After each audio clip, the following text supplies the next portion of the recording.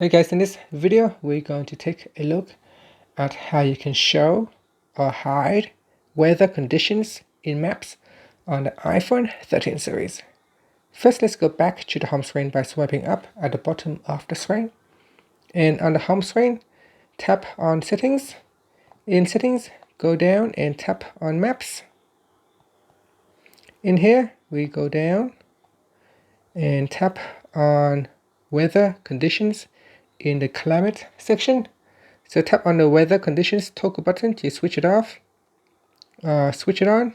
If you turn this on, then during your navigations, you can view the weather conditions on the map. And that's it.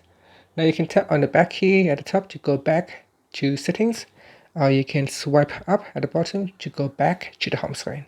Thank you for watching this video. Please subscribe to my channel for more videos.